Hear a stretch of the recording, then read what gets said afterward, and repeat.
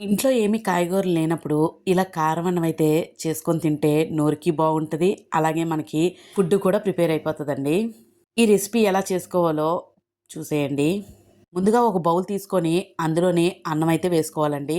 మీకు వేడన్నం వేసుకున్నా పర్వాలేదు, లేదు అంటే చల్లన్నం ఉండిపోయింది అది ఎలాగా అనుకున్నప్పుడు అలా చేసుకున్నా పర్వాలేదండి.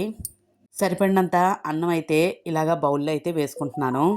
ఇప్పుడు ఇందులోకి ఇంట్లో ఆడించిన కారం అయితే ఉంటది కదండీ! అదైతే ఒక స్పూన్ అయితే వేసుకుంటున్నాను.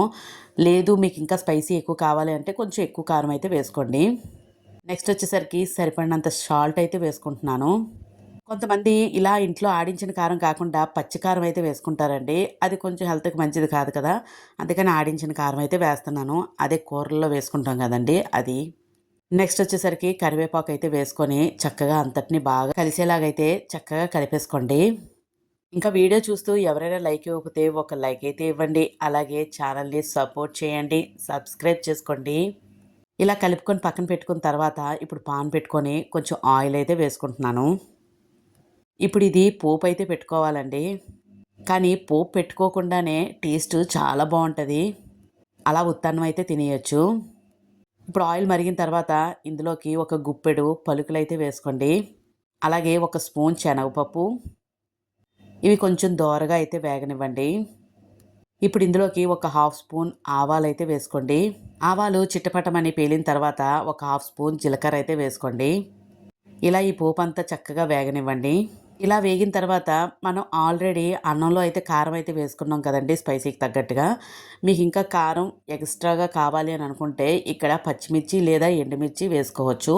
చూసుకోండి కొంతమంది స్పైసీ ఎక్కువ తింటారు. అలాంటప్పుడు ఇక్కడ కొంచెం ఎక్స్ట్రాగా వేసుకుంటే ఇంకా స్పైసీగా అనిపిస్తదనమాట. అది ఫ్రై అయిన తర్వాత ఇందులోకి ఇప్పుడు ఒక స్పూన్ అల్లం వెల్లుల్లి పేస్ట్ అయితే వేసుకోండి. ఇప్పుడు ఈ అల్లం వెల్లుల్లి పేస్టు పచ్చివాసన పోయినంత వరకు చక్కగా వేయించుకోండి. అలా పచ్చివాసన పోయినంత వరకు వేయించుకున్న తర్వాత ఇప్పుడు ఇందులోకి మనం కలిపి పక్కన పెట్టుకున్న రైస్ అయితే ఈ పోపులో అయితే వేసేసుకుందాం ఇప్పుడు. ఆ పోపు అంతా ఆ రైస్‌కి పట్టేలా చక్కగా కలిపేసుకోవాలి ఇప్పుడు. అలా అంతటిని కలిపేసుకున్న తర్వాత కొంచెం సేపు మూత పెట్టి ఉంచాలండి. అప్పుడు ఆ పోపు అంతా దానికి పడతది. ఇంట్లోని ఏదైనా వెజ్జెస్ కానీ లేనప్పుడు చక్కగా ఈ రైస్‌ని వేడివేడిగా చేసుకొని తింటే చాలా బావుంటది.